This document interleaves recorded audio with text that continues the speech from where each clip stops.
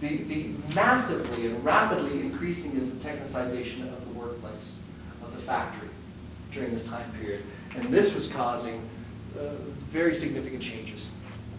So that's what they were focusing on.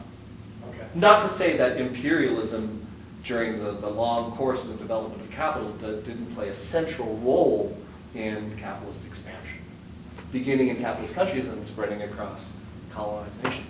And also in taking away the control of the workers in previously, or the existing capitalist countries, right? Yeah, sure.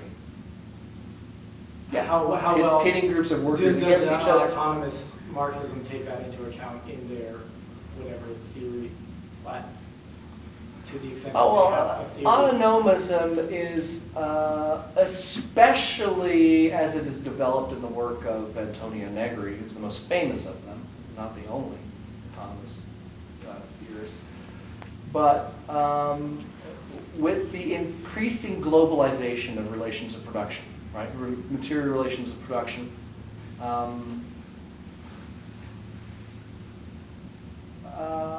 Autonomous Marxism is necessarily adopts a global perspective on vis-a-vis possibilities for progressive revolutionary transformation. Ultimately, these transformations that various assorted autonomous figures are envisioning are going to function at the global level. Again, particularly paradigmatically for the central figure of Antonio Negri.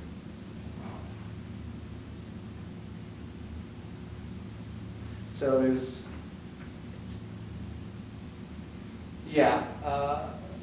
for Negri, for example, truly revolutionary transformation on the level of an individual nation state really is difficult to conceive of anymore, on his view. Truly revolutionary transformations are going to affect social relations, social and material relations of production immediately at a multinational, if not a global level. So again, that's the tendency, and that's the perspective of it. Colonialized or a post-colonial state, something like Cuba, he wouldn't think much of. Well, Like taking over that, I don't know, Cuba, Bolivia, Nepal, taking over a state and having it be like a cell, a pocket of resistance to the... Well, Cuba took place in the late 50s and early 60s, right? And Cuba, I think, obviously Negri is going to say that there were truly progressive transformations that took place in Cuba in the 1960s. But Cuba is now within the network of global relations of production. Right? There's only an embargo by one country, and one country only. The rest of the world trades openly with Cuba and has normal relations with Cuba and buys Cuban commodities, and Cuba sells commodities. So while, of course, there are always going to be transformations that take place that are going to affect, hopefully in positive ways, the lives of people in sort of local communities. You can think of perhaps Cuba as a local community. Truly revolutionary transformations that will change the way that people work and produce will not take place in an individual nation state. I mean, even in Cuba, you got wage labor takes place, right? There's wage labor. You go to work and it's basically a socialist state, right? Which means in a certain sense it's a capitalist state. The conditions under which people produce things, that has not radically transformed in Cuba. The living conditions of people have changed, right? You got superb education, healthcare systems in Cuba, especially in comparison with other areas in that neck of the woods. So the quality of life and living conditions of particular working class people in Cuba improved dramatically, in particular the first couple of decades after the Cuban Revolution. But they did not affect a change in the way things get produced. The model basically still is in Cuba, as it is in every other socialist or communist country, wage labor. Wage labor with a wage exchanged for commodities. That sort of transformation that gets to the heart of capital, a transformation in the way that we live, work, and produce things together, involving ultimately the destruction of the commodity form and of wage labor, is not going to take place in one country on this view. Which, once again, is not to say that struggles don't lead to positive changes that positively impact people's lives everywhere. Of course, of course. But ending wage labor and the regime of the commodity form isn't something that's going to take place in one country on this view. Does that make sense? It does, yeah. I kind of want to ask you this question.